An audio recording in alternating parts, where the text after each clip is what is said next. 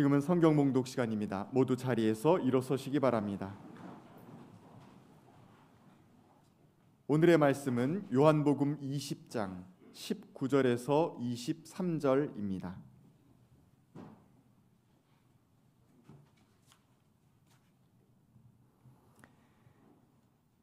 그날 곧 주간의 첫날 저녁에 제자들은 유대 사람들이 무서워서 문을 모두 닫아 걸고 있었다.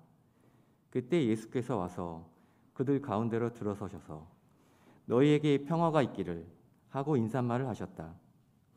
이 말씀을 하시고 나서 두 손과 옆구리를 그들에게 보여주셨다. 제자들은 주님을 보고 기뻐하였다. 예수께서 다시 그들에게 말씀하셨다. 너희에게 평화가 있기를 빈다. 아버지께서 나를 보내신 것 같이 나도 너희를 보낸다. 이렇게 말씀하신 다음에 그들에게 숨을 불어넣으시고 말씀하셨다. 성령을 받아라. 너희가 누구의 죄든지 용서해주면 그 죄가 용서될 것이요 용서해주지 않으면 그대로 남아있을 것이다. 이는 하나님의 말씀입니다. 아름다운 부활절 아침입니다. 주님이 주시는 평화가 오늘 예배 자리에 나온 모든 분들과 함께 하시기를 빕니다. 여전히 어둠의 시간을 보내고 있는 분들이 있고 절망의 깊은 심연에서 벗어나오지 못하는 분들도 계십니다. 어제는 세월호 참사 일어난 지 8주년이 되는 날이었습니다. 가족들 만나 보니 8년 전에 그 피울음 여전히 울고 있었고 상처는 가시지 않았습니다. 그분들에게도 하나님의 위로와 평강이 함께 하시길 빌고요. 러시아의 침공으로 말미암아 정말 고통 속에 있는 우크라이나 사람들, 그들에게도 하나님이 함께 하시기를 간절히 소망합니다. 전쟁으로, 기근으로, 또 테러로 자기가 살고 있던 땅을 떠나서 난민이 되어 세상을 떠돌고 있는 수많은 사람들, 또 인간의 탐욕으로 말미암아 신음하고 있는 피조세계, 그 모든 이들에게도 하나님의 은혜가 함께 하시기를 빕니다.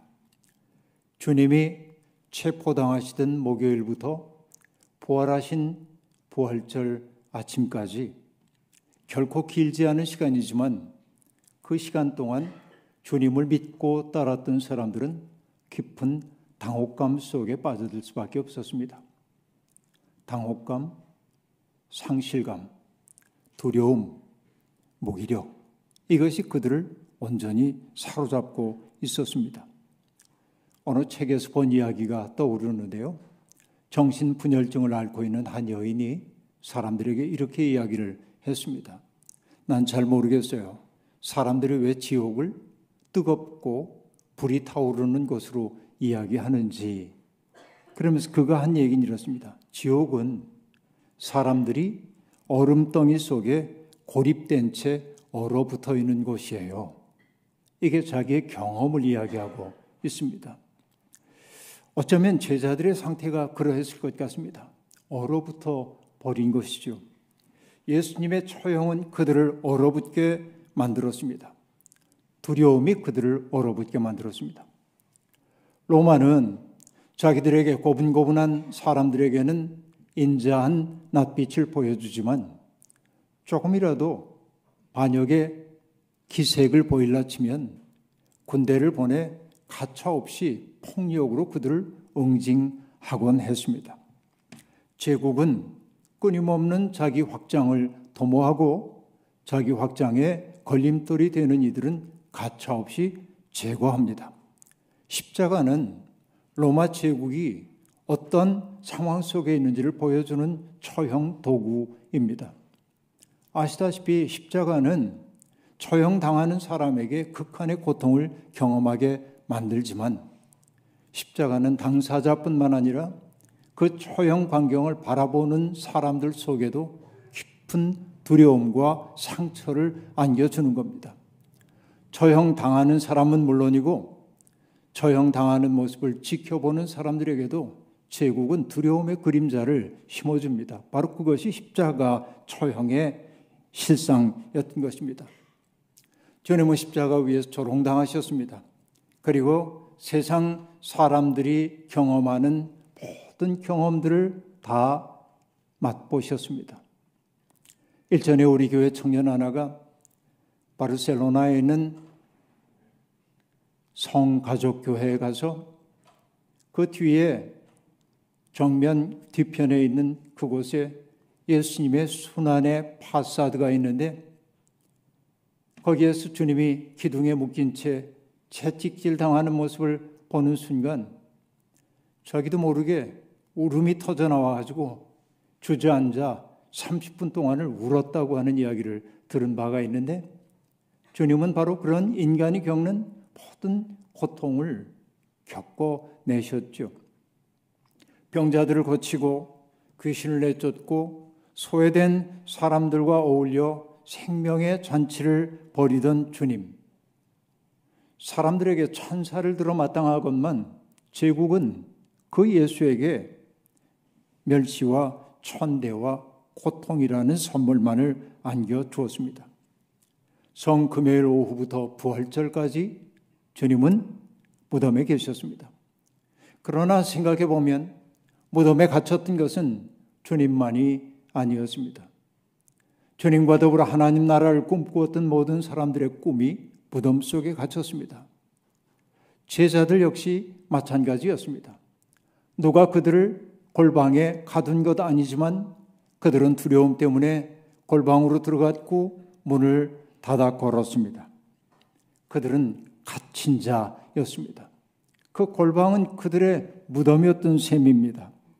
골방 바깥의 세상은 적대감이 넘치는 곳처럼 느껴졌을 겁니다. 두려움과 어둠이 그들을 지배했습니다. 바로 그때 주님이 그들에게 슬그머니 다가오셨습니다.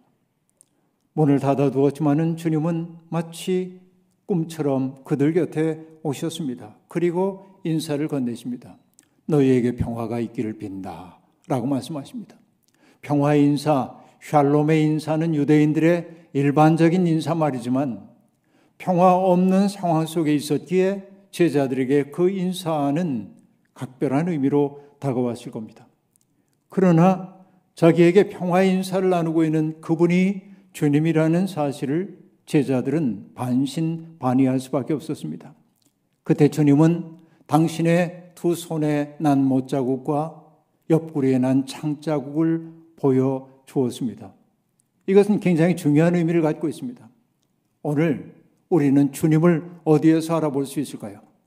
손에 난 못자국과 옆구리에 난 창자국을 보아 알겠네 라고 말하는데 오늘 주님이 고통당하고 계시죠.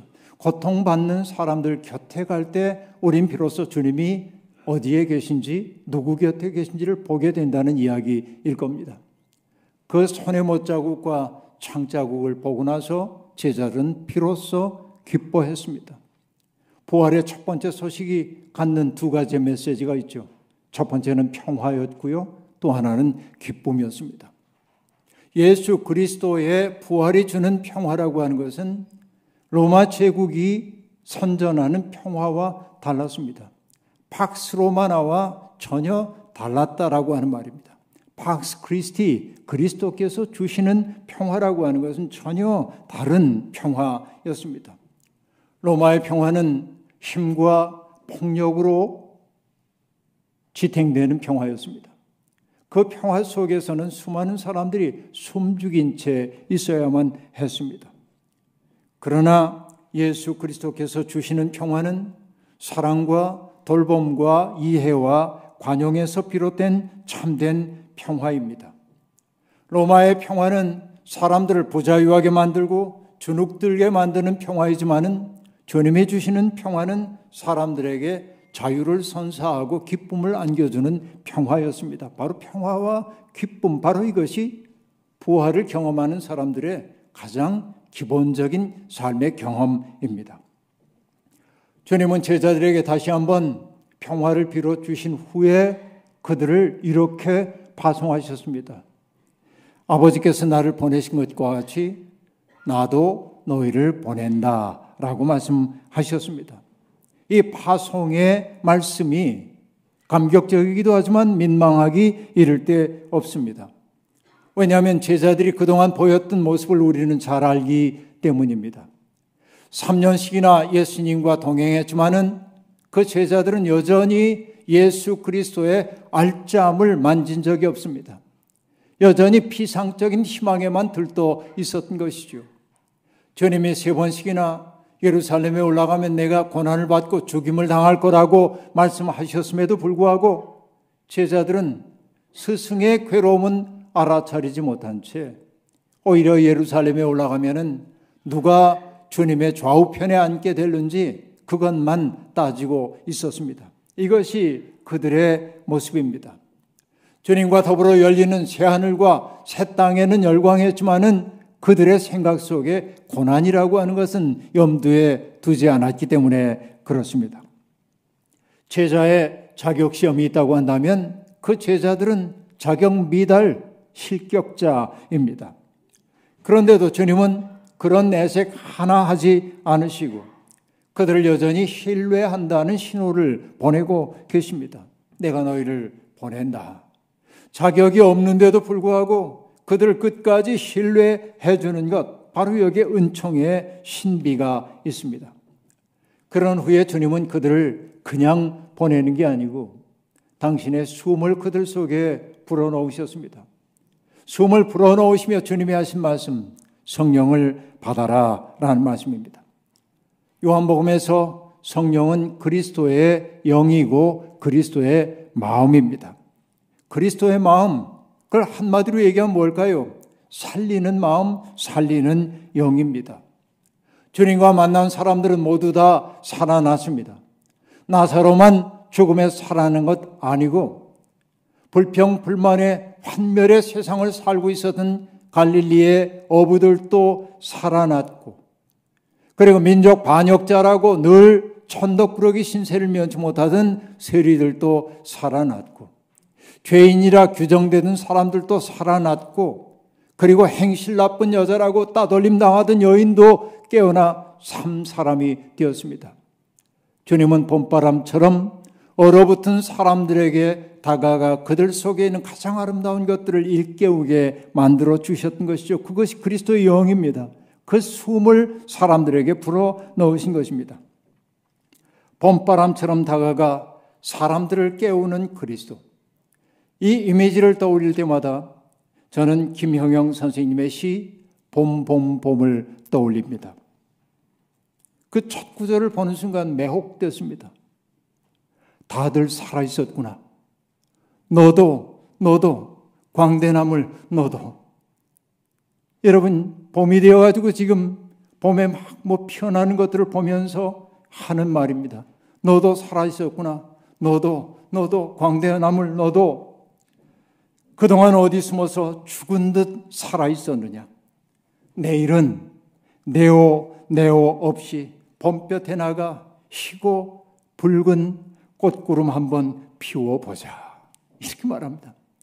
여러분 다들 살아있었구나 라는 구절 속에 담긴 안도감과 기쁨이 느껴지십니까? 그리고 너도라고 하는 말을 반복하면서 느껴지고 있는 증폭되고 있는 이 설렘을 여러분 느끼고 계십니까?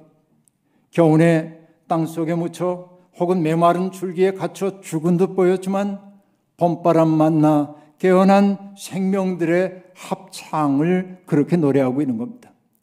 주님과 만난 사람들이 그러했습니다. 죽은 것처럼 보였지만 깨어났습니다. 죽은 것처럼 보였지만 살아났습니다. 주님의 영은 바로 그런 힘입니다. 제자들 속에 그런 숨을 불어넣으신 주님은 그들이 해야 할 일이 무엇인지도 일깨워 주셨습니다. 너희가 누구의 죄든지 용서해 주면 그 죄가 용서될 것이요 용서해 주지 않으면 그대로 남아있을 것이다 라고 말씀하십니다. 여러분 이게 당연한 것처럼 보이지만은 저는 궁금증을 갖습니다. 주님이 왜 제자들에게 주신 첫 번째 소명이 용서하라는 것일까? 하나님 나라를 전하라고 말씀하시지 않고 너희가 누군가를 용서해야 한다고 말씀하실까? 너무 낯설다 하는 생각을 했습니다. 용서하라는 게 무슨 얘기일까요? 죄에 억눌려 신음하고 있는 사람들에게 용서의 복음 전하라는 것, 아마 그런 얘기이겠죠. 혹은 이런 것 아니었을까요? 너희들은 지금 두려움 속에 있다. 그리고 미움 속에 있고 증오 속에 갇혀 있다. 너희들이 얼음덩이 속에 지금 있구나. 그러나 너희를 죽인 자들, 나를 죽인 자들, 그리고 나를 이렇게 로마에게 넘겨준 그들에게 사로잡히지 말아라 라고 한 말이 그 속에 있는 것 아닐까 생각해 보는 거예요. 예수 그리스도가 공생애를 시작하면서 처음으로 하셨던 말씀은 무엇입니까? 때가 찼다고 말씀하시면서 회개해라. 하나님 나라가 가까이 왔다라고 얘기했어요. 그러니까 용서의 복음이라고 하는 것은 바로 주님이 하셨던 그 말씀을 전하는 것임을 우리가 알 수 있겠습니다. 하지만 저는 오늘은 조금 달리 이해해 보고 싶습니다. 여기에 사용된 용서라고 하는 뜻의 헬라어 아피에미라고 하는 말은 떠나보내다, 가게 하다라고 하는 뜻을 내포하고 있습니다. 저는 그래서 알았습니다. 용서한다고 하는 것은 나를 붙들고 놓아주지 않는 것, 아니 오히려 내가 그 붙들고 있던 것들을 보내는 것이구나, 떠나보내는 것이구나 라고 하는 건 말이죠. 용서한다고 하는 것은 어떤 의미에서는 나를 붙들고 있던 그것을 떠나보내는 것, 붙들림으로부터의 해방이라는 생각을 저는 합니다. 여러분, 살다 보면 우리가 피해자가 될 때가 있는데, 피해자는 가해자로부터 받은 상처나 모욕의 기억에서 벗어나기 어렵습니다. 그 상처의 기억이 우리를 붙들고 놓아주지 않습니다. 그런데 그것을 떠나보내지 않는 순간 그것은 두고두고 우리의 삶을 괴롭힙니다.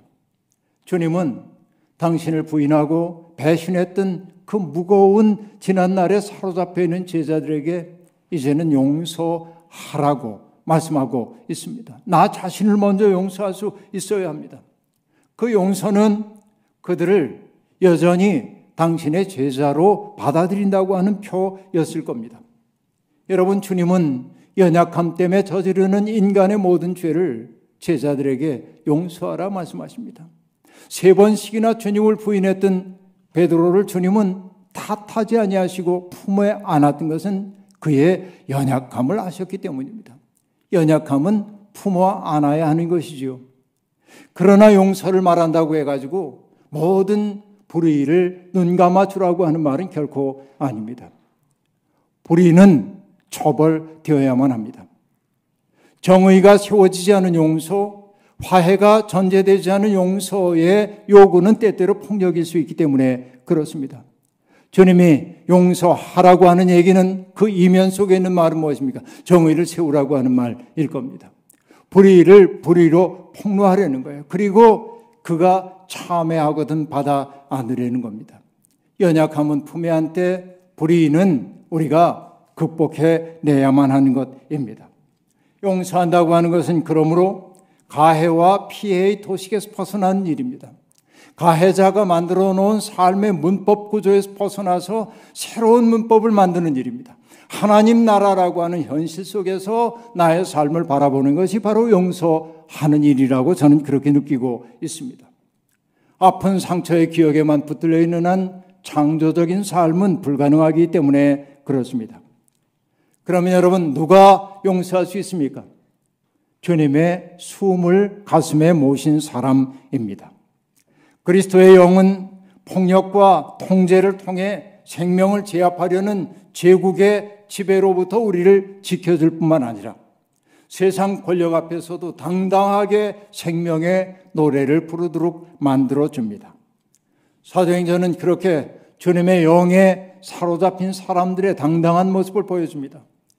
사내들인 공회에 끌려가 신문을 당하고 위협을 당하고 매를 맞고 다시는 그 이름으로 말하지 말라고 엄중한 경고를 받았을 때 그들은 당신들의 말을 듣는 게 옳은지 하나님의 말씀 듣는 게 옳은지 판단해 보십시오 라고 말하면서 매를 맞고 나오면서 그 이름을 위하여 능욕받기에 합당한 자로 여기심을 기뻐했다라고 말합니다.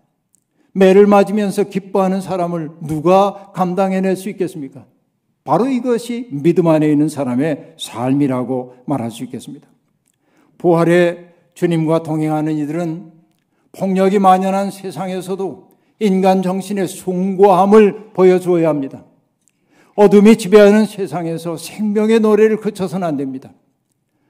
우리를 주눅들게 하고 움츠러들게 하는 세상에 맞서 생명의 춤을 추기 시작해야 합니다. 바로 그것이 부활의 의미입니다. 시편은 우리가 인생의 과정 중에 경험하는 희노애락, 애호욕의 모든 감정이 다 스며들어 있습니다. 그래서 인생살이 고달픈 사람들은 시편을 읽고 또 읽습니다.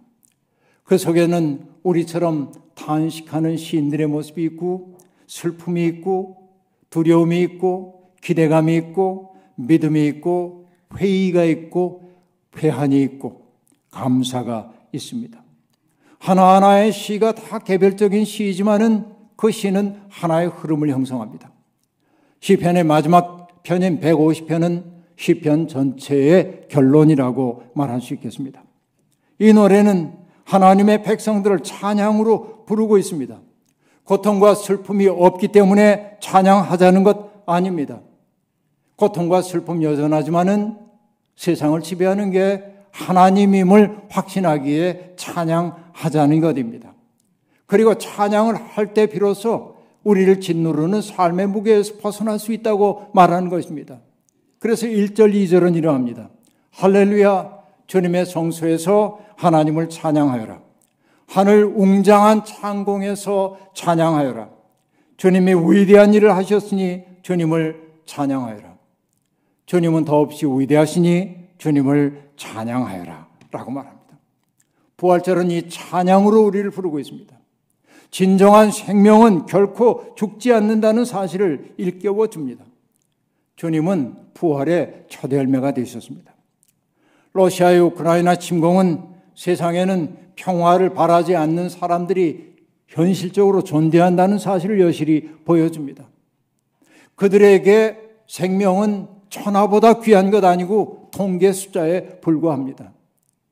제국의 기계로 파괴하고 대치 가능하다고 믿습니다. 이것이 무신론적 세계입니다. 그들은 다른 이들을 희생시킴으로 자기들의 야욕을 채우려는 이들입니다. 그러나 우리는 거기에 주눅들면 안 됩니다. 세상에는 그런 위협에 흔들리지 않는 사람들이 있다는 것, 그런 속에서도 인간성의 아름다움과 숭고함을 드러내는 사람들이 있다는 것을 우리는 보았고 우리 또한 그러해야 하고 증거해야만 하는 것입니다. 그때 우리는 비로소 부활의 생명에 동참한다 말할 수 있습니다. 춘추 전국시대를 살았던 노자는 이런 말을 했죠. 기자 불리비오 과자 불행이라 라는 말이 있는데, 기자라고 하는 건 발꿈치를 들고 서는 것을 의미해요. 발꿈치를 들고 서 있으면 오랫동안 서 있을 수 없다. 과자, 그러니까 가랭이를 멀리 벌리고 걷는 사람은 불행, 멀리 갈 수가 없다라고 말합니다. 무리한 것이지요. 여러분, 생명의 흐름을 따라가지 않는 과한 것들은 다 무너지도록 되어 있습니다. 그 때문에 노자는 다른 편에서 이렇게도 얘기하고 있습니다. 모든 사물은 강장하면 일찍 늙어지나니 라고 말합니다. 뭔가 강하게 올라간 것 같으면 결국은 내려갈 수밖에 없다는 것이에요. 왜냐하면 그렇게 강장해진 것, 그것을 일컬어 길답지 않다라고 말하는 거예요. 시의 부도라라고 말하는데 그게 길답지 않아요. 진리는 그런 것 아니에요. 그래서 길답지 아니하면 일찍 끝난다. 여러분, 이것을 성서의 언어로 얘기하면 뭡니까? 하나님의 뜻을 거스려 자기의 야욕을 채우려고 하는 모든 시도는 성공하는 것처럼 보여도 결국은 오래 갈 수 없다. 결국 그것은 망한다. 하나님의 뜻이 아니기 때문에 말이죠. 바로 이것이 부활절의 메시지 아닙니까? 그렇습니다. 우리는 바로 이 확신을 갖고 사는 것입니다. 부드럽고 연약한 것이 강한 것을 이깁니다. 주님의 부활은 사랑이 증오를 이김을 보여주고 있습니다. 오늘 우리 시대가 어둡다고요? 어둠의 노래 부르지 마십시오. 그리스도의 영으로 충만하여 작은 등불 하나라도 밝혀 드십시오. 주님은 우리를 그리스도의 생명으로 초대하고 계십니다. 절망의 노래, 애상의 노래 지난 날로 족합니다. 이제는 감사와 기쁨의 노래, 찬양을 부르십시다. 그 찬양이 우리의 삶을 만들 것입니다. 전쟁과 분열을 백책하는 이들에 맞서 끝끝내 평화를 추구하고 인간의 탐욕으로 말미암아 망가진 창조 세계를 회복시키기 위해 노력할 때 우리는 비로소 하나님의 백성이라고 하는 이름값을 하며 살게 될 겁니다. 우리가 부르는 노래가 우리의 운명이 됩니다. 우리는 죽음을 넘어선 생명의 노래로 부름받은 사람들입니다. 우울함 떨쳐버리고 명랑하게, 씩씩하게, 당당하게 부활의 주님과 동행하며 세상에 평화와 생명의 씨를 심는 우리가 되기를 축원합니다. 아멘. 주신 말씀 기억하며 거듭의 기도 드리겠습니다. 하나님, 제자들을 온통 사로잡고 있던 무력감, 상실감, 두려움, 얼음덩이 속에 그들을 유폐해 놓고 있던 절망감, 그 속에 주님은 찾아오셨고 평화를 선포해 주셨고 그들 속에 기쁨을 회복시켜 주셨습니다. 제자들의 모습과 우리의 모습이 다르지 않습니다. 주님, 우리의 마음에도 오시고 우리의 가정에도 오시고 우리 사회와 이 나라, 이 세계에 오셔서 우리들 속에 있는 얼음을 녹여주시고 우리 속에 있는 생명의 가능성 꽃 피우며 살 수 있도록 복내려 주옵소서. 더 이상 절망의 노래, 어둠의 노래, 애상의 노래 속에 머물지 않겠습니다. 하나님을 찬미하며 하나님의 뜻을 품고 사는 기쁨의 노래 부르겠습니다. 우리와 함께 주옵소서. 예수님의 이름으로 기도하옵나이다. 아멘.